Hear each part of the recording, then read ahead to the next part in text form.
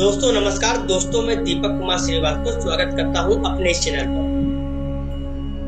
सुनसान जंगल में एक लकड़हारे से एक लोटा पानी पीकर प्रसन्न हुआ राजा कहने लगा, हे पानी पिलाने वाले, किसी दिन मेरी राजधानी में आना, मैं तुम्हें पुरस्कार दूंगा।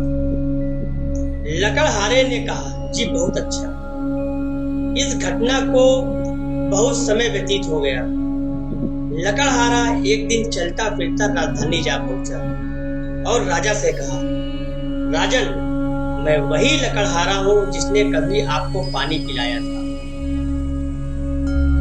राजा ने उसे देखा और प्रसन्नता से अपने पास बिठाकर सोचने लगा कि इस निर्धन का दुख कैसे दूर करूं। उसने सोच विचार के पश्चात चंदन का एक विशाल उद्यान उसको सौंप दिया। लकड़हारा भी मन में प्रसन्न हो गया। चलो अच्छा हुआ, इस बाग के वृक्षों से खूब कोयले होंगे, जीवन आसानी से कट जाएगा।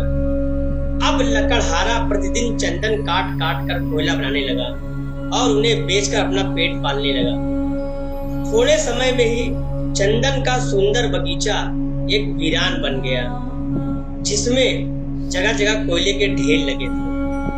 केवल कुछ ही वृक्ष रह गए थे जो लकड़हारे को छाया का काम देते थे। राजा को एक दिन यूं ही विचार आया, चलो लकड़हारे का हाल देख आए, चंदन के बाग का भी भ्रमण हो जाएगा। यह सोचकर राजा चंदन के बाग की तरफ जा निकला। उसने दूर से ही बाग में धुआं उठते देखा। निकट आने पर ज्ञात हुआ कि चंदन जल रहा है और लकड़हारा पास खड़ा है। राजा को आते देख लकड़हारा उनके स्वागत के लिए आगे बढ़ा। राजा ने आते ही कहा, भाई ये तूने क्या किया? लकड़हारा बोला, आपकी कृपा से इतना समय आराम से कट गया है। आपने यह उद्यान देकर मेरा बहुत बड़ा कल्याण किया है। कोयला बना बना कर बेचता रहा हूं। अब तो कुछ ही वृक्ष रह गए हैं। यदि कोई और उद्यान मिल जाए तो शेष जीवन भी व्यतीत हो जाएगा। राजा मुस्कुराया और कहा, अच्छा, मैं यहाँ खड़ा होता हूँ, तुम कोयला नहीं प्रत्युत इस लकड़ी को लेकर जाओ, बाजार में बेच कर आओ। लकड़हारे ने 2 गज की लकड़ी उठाई और बाजार में ले गया। लोग चंदन देखकर दौड़े और अंततः उसे 300 रुपए मिल गए, जो कि कोयले की कीमत से कई गुना ज्यादा थे।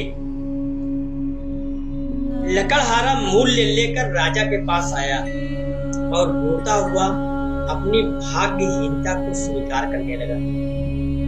साथियों, इस कथा में चंदन का बाग, मनुष्य का शरीर और हमारा एक एक श्वास चंदन के वृक्ष है। लेकिन अज्ञानतावश हम इस चंदन को कोयले में तब्दील कर रहे हैं। लोगों के साथ बैर, द्वेष, क्रोध, लालच, ईर्ष्या, मनमुटाव आदि को लेकर खींचतान की अग्नि में हम इस जीवन रूपी चंदन को जला रहे हैं। जब अंत में श्वास रूपी चंदन के पेड़ कम रह जाएंगे, तब एहसास होगा कि व्यर्थ ही अनमोल चंदन को इन तुच्छ कारणों से हम 2 कौड़ी के कोयलों में बदल रहे थे। लेकिन अभी देर नहीं हुई है।